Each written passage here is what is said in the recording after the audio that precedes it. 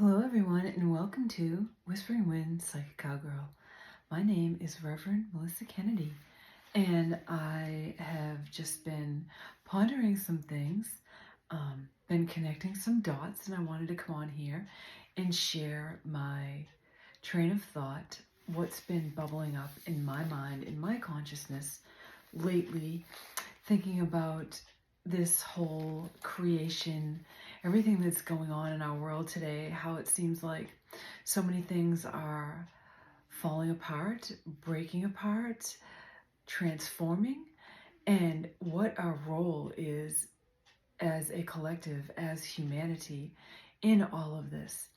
And as we're heading into the end of 2022, it's the time of year where people really start to reflect and ask the questions, what did I achieve during this year? Where am I headed? What do I not need to take with me into the new year? And it's all about healing too. A lot of things have been bubbling up to the surface about healing, releasing things, renewal. And right before I got on here to make this video, it was 1/11. And so the message for 1/11 is new opportunities, new beginnings. Trust in your recent ideas, in the recent ideas you have been having, and if you've been planting seeds or if seeds have been planted within your mind, within your being, and you're wondering how to bring them into your reality as you move forward, Spirit's saying, that's good. Don't worry about the big picture so much. Yeah, you can have an outline or an idea of where you might be heading, but at the same time, don't worry about the end game or the end destination. Just keep creating as you go. Keep trying to figure this out as you go. And also, as we enter into the holiday season, we, of course, in the United States, we have Thanksgiving. And so it's all about being grateful, thankful for all the blessings that we have, great and small, whatever they are. No matter what your circumstances are in life, you can always find something to be thankful for. And then as we head into the Christmas holiday season, we are all reminded about the love, the message of the newness of the birth, of creation, of the story of Jesus. And it kind of got me thinking about my journey as far as my spirituality, but also my early days as being a part of a religion, and what Jesus meant to me, and how I see and understand and experience Jesus now, the level of my consciousness and my awareness of Jesus and the story of Jesus is just, it's just been taken to a new level in the last probably 6 or 7 years. And so my guides work with me a lot with music, and they always have. So I was sitting and I was just eating my lunch, and this song from way back in the 60s kept playing in my mind. And I didn't even know what the name of the song, like the actual title of the song was, but I just typed in the first lyrics that I heard playing in my mind. And the actual name of the song is Woodstock. And it was written by Joni Mitchell and sung by Crosby, Stills, Nash & Young. And if you're younger, you can Google it, you can listen to it. But it's very interesting that this song came into my awareness today.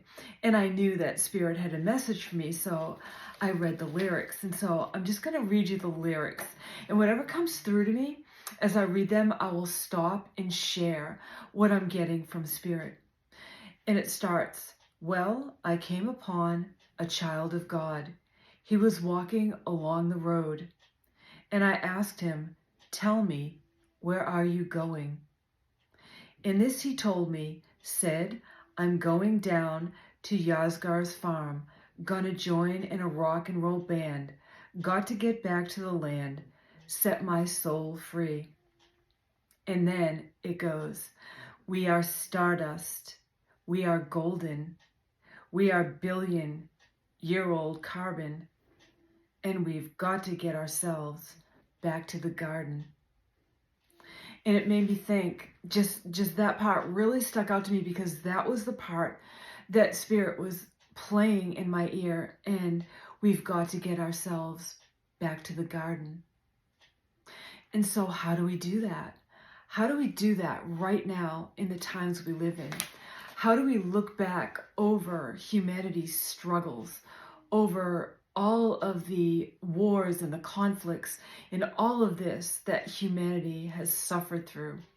All of the things that we are now, we're us, but we are carrying those echoes of these struggles in our DNA.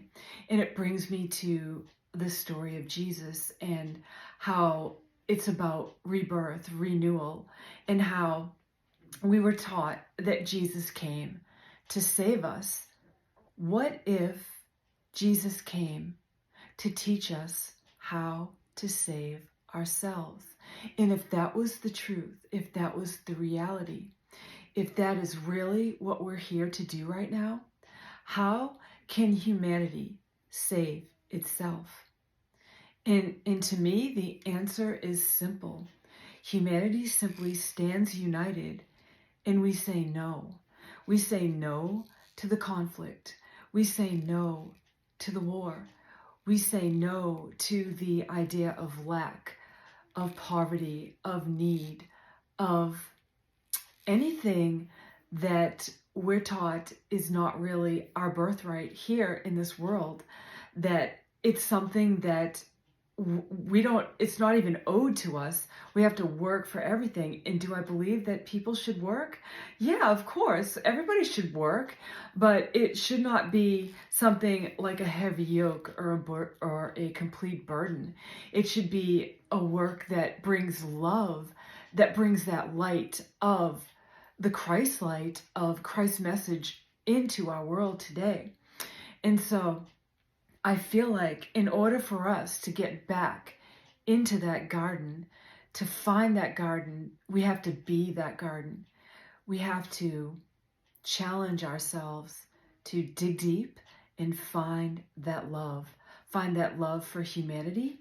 You know, it's easy to love the animals on the planet because we look at the animals and we think, without us, they have no voice.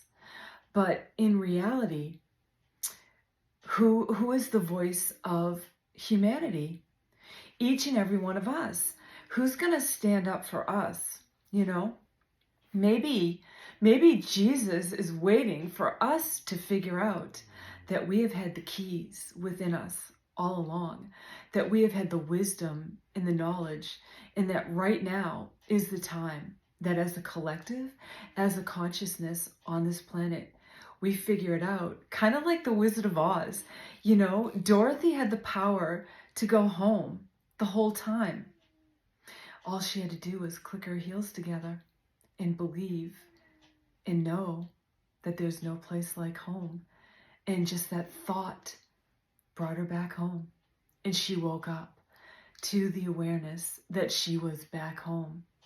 When is humanity going to wake up to the awareness that only we can bring ourselves back home? And I hear the angels cheering and laughing and clapping and saying, wow, that was really good. That was a good thought process. So as I went through those thoughts and emotions, and please don't get offended, because if you believe Jesus is going to come back to save us, I hope you're right, because we really need to be saved. But maybe we are to take a bigger part in that. Maybe we're really supposed to understand that we save ourselves. We say no to the idea of lack. We say no to the idea of war. We say no to the idea of being controlled. And we just step into our power, and we become the shining light, like the Star of Bethlehem that shone over the cave where Jesus was born. It's time to connect in with that light, to be that light, and to collectively whatever religion you are, whatever you believe, um, as long as you are bringing your love and your light into the world, that's the only thing that's going to save us. I feel like the kingdom of heaven truly is within. And when it's within, then it comes from within and it enters in what's around us. It becomes the reality around us. And so, you know, the billion-year-old carbon, it just resonates so much for me because I've always felt like I was a super, super, very old soul. And I know that I am. I know that I have been around forever. And if we believe in the creation and we believe in God or the source, we know we are just a fractal. We are just a piece of that piece of light in these bodies right now. And so what's to stop us from declaring our freedom? What's to stop us from saying no, that we're not going to take this idea of not really being free? I mean, really free. Free to go anywhere, free to do anything, free to be anything, but free to be loving beings. And, you know, it made me think of, I always think of Mad Max, you know, that world that Hollywood portrays if the bottom falls out for humanity and we find ourselves in a post-apocalyptic world, you know, and people just killing each other and fighting over whatever's left. You know, that's not going to be my reality. If the bottom should ever fall out from under us, we should love ourselves more, and we should love everybody else that survived a cataclysmic disaster or a war or whatever might be ahead for humanity. I don't know. Hopefully there's nothing, but whatever might come that shakes humanity up, I hope that it's the shake-up that wakes humanity up to the idea that we're not going into a Mad Max world. We're going to love each other. And if we don't, it's not a world that I want to be in. And I'm sure that you would probably say the same thing. That's not a world you want to be in. You would rather lose your earthly existence than to live in a Mad Max world. And so just remember that, you know, even now we're called to share, but we might be called to share in a bigger way as we move forward into our future.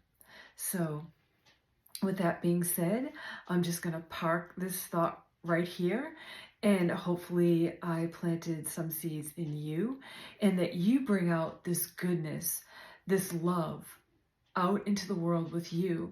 And one by one, if we bring this love out into the world, that one day we truly will be free. There will be nothing that can hold us down. There will be nothing that can hold us back.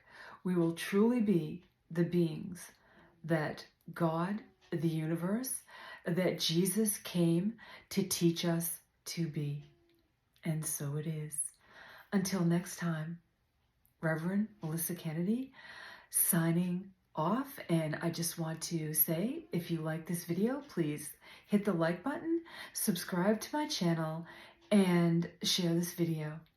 And I thank you. Bye now.